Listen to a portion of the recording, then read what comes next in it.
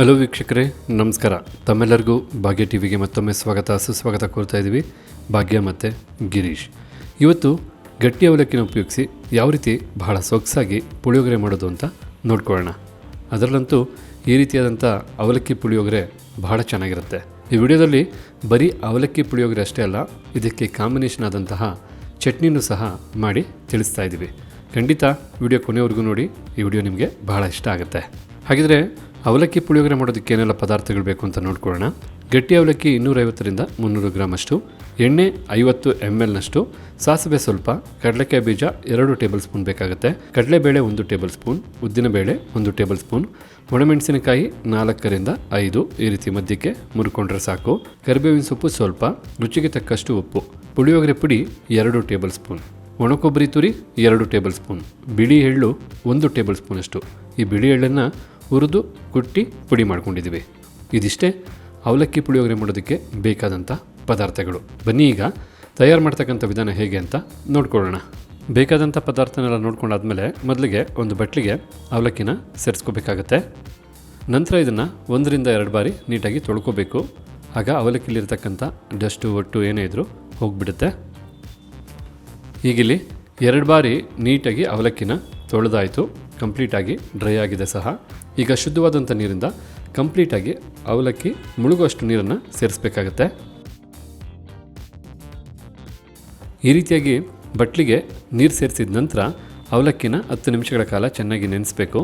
ಅವಲಕ್ಕಿ ನೆನೆತಕ್ಕಂಥ ಈ 10 ನಿಮಿಷದಲ್ಲಿ ಪುಳಿಯೋಗರೆ ಮಾಡೋದಕ್ಕೆ ಬೇಕಾದಂಥ ಒಗ್ಗರಣೆಯನ್ನು ಮಾಡ್ಕೋಬೇಕಾಗತ್ತೆ. ಈಗ ಒಗ್ಗರಣೆ ಮಾಡೋದಕ್ಕೋಸ್ಕರ ಒಂದು ಬಾಣಲಿನ ಬಿಸಿ ಮಾಡ್ಕೊಳ್ತಾ ಇದ್ದೀವಿ. ಬಾಣಲಿ ಸ್ವಲ್ಪ ಬಿಸಿ ಆಗಬೇಕು. ನಂತರ ಬಿಸಿಯಾದಂಥ ಬಾಣಲಿಗೆ ಎಣ್ಣೆನ ಸೇರಿಸ್ಕೊಳ್ತಾ ಇದ್ದೀವಿ.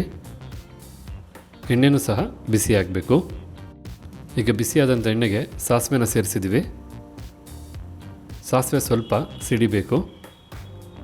ಸಾಸಿವೆ ಸಿಡಿದಾದ ನಂತರ ಕಡಲೆಕಾಯಿ ಬೀಜನ ಸೇರಿಸ್ಕೋಬೇಕಾಗತ್ತೆ, ಹಾಗೆ ಕಡಲೆಬೇಳೆ ಜೊತೆಗೆ ಉದ್ದಿನಬೇಳೆನೂ ಸಹ ಸೇರಿಸಿ ಲೋ ಫ್ಲೇಮಲ್ಲೇ ಒಂದು 2 ನಿಮಿಷಗಳ ಕಾಲ ಇದೆಲ್ಲನೂ ಸ್ವಲ್ಪ ಕ್ರಿಸ್ಪಿ ಆಗೋ ಹಾಗೆ ಹುರ್ಕೋಬೇಕಾಗತ್ತೆ. ನೋಡ್ಕೊಳ್ಳಿ, ಅತಿ ಹೆಚ್ಚಾಗಿ ಹುರಿದು ಸೀದಿಸಬೇಡಿ. ಹೀಗಿಲ್ಲಿ ಈ ಎಲ್ಲ ಪದಾರ್ಥನೂ ಕ್ರಿಸ್ಪಿ ಆಗೋ ಹಾಗೆ ಹುರ್ಕೊಂಡಾಯಿತು. ಈಗ ಮೆಣಸಿನ್ಕಾಯಿನ ಸೇರಿಸ್ಕೋಬೇಕಾಗತ್ತೆ, ಹಾಗೆ ಕರಿಬೇವಿನ ಸೊಪ್ಪನ್ನು ಸಹ ಸೇರಿಸಿ ಇದನ್ನೆಲ್ಲ ಒಂದು 30 ಸೆಕೆಂಡು ಫ್ರೈ ಮಾಡ್ಕೋಬೇಕಾಗತ್ತೆ. ಈ ರೀತಿ 30 ಸೆಕೆಂಡ್ ಫ್ರೈ ಮಾಡಿದ ನಂತರ ಈಗ ರುಚಿಗೆ ತಕ್ಕಷ್ಟು ಉಪ್ಪನ್ನು ಸೇರಿಸ್ಕೋಬೇಕಾಗತ್ತೆ. ಅವಲಕ್ಕಿಗೂ ಸೇರಿಸಿ ನಾವಿಲ್ಲಿ ಉಪ್ಪನ್ನು ಸೇರಿಸ್ತಾ ಇದ್ದೀವಿ. ಉಪ್ಪನ್ನು ಸೇರಿಸಿ ಒಮ್ಮೆ ಚೆನ್ನಾಗಿ ಮಿಕ್ಸ್ ಮಾಡ್ಕೋಬೇಕಾಗತ್ತೆ. ಈ ರೀತಿ ಮಿಕ್ಸ್ ಮಾಡಿದ ನಂತರ ಈಗ ನಾವು ಪುಳಿಯೋಗರೆ ಪೌಡ್ರನ್ನ ಸೇರಿಸ್ಕೊಳ್ತಾ ಇದ್ದೀವಿ. ಪುಳಿಯೋಗರೆ ಪೌಡ್ರಲ್ಲಿ ಇರ್ತಕ್ಕಂಥ ಘಾಟು ಅಥವಾ ಹಸಿ ಸ್ಮೆಲ್ ಹೋಗೋವರೆಗೂ ನಾವು ನೀಟಾಗಿ ಎಣ್ಣೆಯಲ್ಲಿ ಫ್ರೈ ಮಾಡ್ಕೋಬೇಕಾಗತ್ತೆ. ಈ ರೀತಿಯಾಗಿ ನೀಟಾಗಿ ಪುಳಿಯೋಗರೆ ಪುಡಿನ ಎಣ್ಣೆಯಲ್ಲಿ ಫ್ರೈ ಮಾಡಿದ ನಂತರ ಒಣಕೊಬ್ಬರಿನ ಸೇರಿಸ್ಕೊಳ್ತಾ ಇದ್ದೀವಿ. ಹಾಗೆ ಹುರಿದು ಕುಟ್ಟಿ ಪುಡಿ ಮಾಡಿದಂಥ ಬಿಳಿ ಎಳ್ಳನ್ನು ಸೇರಿಸಿ ಈಗ ಇದೆಲ್ಲ ಕಂಪ್ಲೀಟಾಗಿ ಬೆರೆಯೋ ಹಾಗೆ ಮಿಕ್ಸ್ ಮಾಡ್ಕೊಳ್ಳೋಣ. ಹೀಗಿಲ್ಲಿ ಕಂಪ್ಲೀಟಾಗಿ ಪುಳಿಯೋಗರೆ ಗೊಜ್ಜು ರೆಡಿ ಆಯಿತು. ಬಹಳ ಒಳ್ಳೆ ಸುವಾಸನೆ ಬರ್ತಾ ಇದೆ. ಈಗ ನಾವು ಅವಲಕ್ಕಿನ ಏನು ತೊಳೆದು 10 ನಿಮಿಷ ನೀರಲ್ಲಿ ನೆನೆಸಿದ್ವಲ್ಲ, ಅವಲಕ್ಕಿನ ಸೇರಿಸ್ಕೋಬೇಕಾಗತ್ತೆ. ಈ ರೀತಿಯಾಗಿ ನೆನೆಸಿದಂಥ ಅವಲಕ್ಕಿನ ಬಾಣಲಿಗೆ ಸೇರಿಸಾದ ನಂತರ ನೀಟಾಗಿ ಮಿಕ್ಸ್ ಮಾಡ್ಕೋಬೇಕಾಗತ್ತೆ. ಆರಾಮಾಗಿ ನಿಧಾನಕ್ಕೆ ಮಿಕ್ಸ್ ಮಾಡ್ಕೊಳ್ಳಿ, ಯಾಕೆಂದರೆ ಅವಲಕ್ಕಿ ನೀರಲ್ಲಿ ನೆಂದಿರೋದ್ರಿಂದ ಬಹಳ ಮೃದುವಾಗಿರುತ್ತೆ. ಆದ ಕಾರಣ ಸ್ವಲ್ಪ ನೋಡಿಕೊಂಡು ನಿಧಾನಕ್ಕೆ ಮಿಕ್ಸ್ ಮಾಡಿಕೊಂಡ್ರೆ ಬಹಳ ಉತ್ತಮ. ಈ ರೀತಿ ಚೆನ್ನಾಗಿ ಮಿಕ್ಸ್ ಮಾಡಿದ ನಂತರ ನೀವಿಲ್ಲಿ ನೋಡ್ತಾ ಇರ್ಬೋದು, ಬಹಳ ಸೊಗಸಾದಂಥ ಅಷ್ಟೇ ರುಚಿಕರವಾದಂತಹ ಮಾಡೋದಕ್ಕೆ ಬಹಳ ಸುಲಭವಾಗಿರ್ತಕ್ಕಂಥ ಅವಲಕ್ಕಿ ಪುಳಿಯೋಗರೆ ಎಷ್ಟು ಚೆನ್ನಾಗಿ ರೆಡಿಯಾಗಿದೆ ಅಂತ. ಖಂಡಿತ ಇದು ನೋಡೋದಕ್ಕೆ ಎಷ್ಟು ಚೆನ್ನಾಗಿದೆಯೋ ತಿನ್ನೋದಕ್ಕಂತೂ ಅಷ್ಟೇ ಸೂಪರಾಗಿರುತ್ತೆ ಅಂದರೆ ಖಂಡಿತ ತಪ್ಪಲ್ಲ. ಯಾಕೆಂತೀರಾ, ಇದ್ರ ರುಚಿ ಅಷ್ಟು ಸೂಪರ್. ಹಾಗಿದ್ರೆ ಈ ಅವಲಕ್ಕಿ ರುಚಿನ ಮತ್ತಷ್ಟು ಹೆಚ್ಚೋದಕ್ಕೋಸ್ಕರ ನಾವು ಚಟ್ನಿನ ರೆಡಿ ಮಾಡ್ಕೊಳ್ಳೋಣ. ಬನ್ನಿ ಈಗ.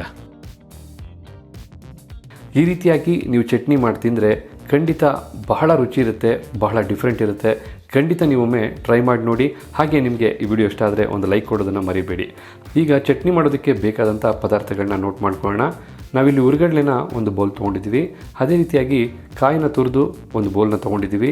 ಇಲ್ಲಿ ಹುರಿಗಡ್ಲೆ ಹಾಗೂ ತೆಂಗಿನಕಾಯಿನ ಪ್ರಮಾಣ ಒಂದೇ ಆಗಿರುತ್ತೆ. ನಾವಿಲ್ಲಿ 4ರಿಂದ 5 ಹಸಿಮೆಣಸಿನ್ಕಾಯಿನ ತೊಗೊಂಡಿದ್ದೀವಿ.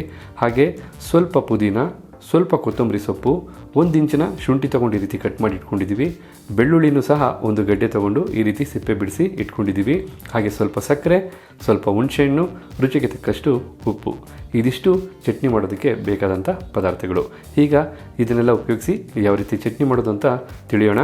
ಮೊದಲಿಗೆ ಒಂದು ಮಿಕ್ಸಿ ಜಾರ್ ತಗೊಳ್ಳಿ. ಆ ಮಿಕ್ಸಿ ಜಾರ್ಗೆ ಹುರಿಗಡಲೆನ ಸೇರಿಸಿ, ಹಾಗೆ ಕಾಯಿ ತುರಿನ ಹಾಕ್ಕೊಳ್ಳಿ.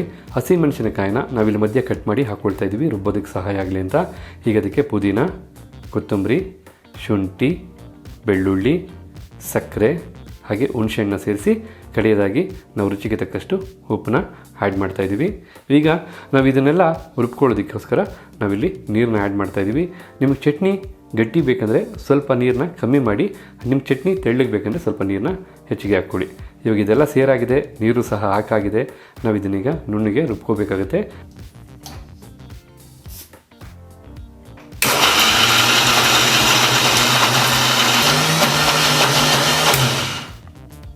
ನಾವೀಗ ಇಲ್ಲಿ ಇನ್ನು ಸ್ವಲ್ಪ ನೀರನ್ನ ಆ್ಯಡ್ ಮಾಡ್ಕೊಳ್ತಾ ಇದ್ದೀವಿ.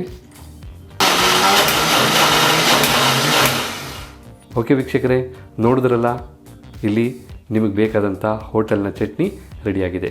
ಈಗ ಇದಕ್ಕೆ ಸ್ವಲ್ಪ ಒಗ್ಗರಣೆ ಸೇರಿಸಿ ಹಾಕಿದ್ರೆ ನಿಮಗೆ ಪಕ್ಕಾ ಹೋಟೆಲ್ ಸ್ಟೈಲ್ನ ಚಟ್ನಿ ರೆಡಿ ಇರುತ್ತೆ, ಸವಿಯಲು ಸಿದ್ಧ ಇರುತ್ತೆ. ಈಗ ಇದಕ್ಕೆ ನಾವು ಒಗ್ಗರಣೆನ ಸೇರಿಸ್ತಾ ಇದ್ದೀವಿ, ಆಗಲೇ ಇದ್ರ ಟೇಸ್ಟು ಡಬಲ್ ಆಗುತ್ತೆ.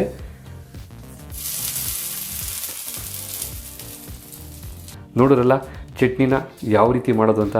ಖಂಡಿತ ವಿಡಿಯೋ ನಿಮಗೆ ಇಷ್ಟ ಆಗಿದೆ ಅಲ್ವಾ? ಇಷ್ಟ ಆಗಿದರೆ ಖಂಡಿತ ವಿಡಿಯೋಗೆ ಲೈಕ್ ಮಾಡಿ. ಹಾಗೆ ಈ ವಿಡಿಯೋ ಬಗ್ಗೆ ನಿಮ್ಮ ಅನಿಸಿಕೆ ಅಭಿಪ್ರಾಯನ ಕಮೆಂಟ್ ಬಾಕ್ಸಲ್ಲಿ ಕಮೆಂಟ್ ಮಾಡಿ.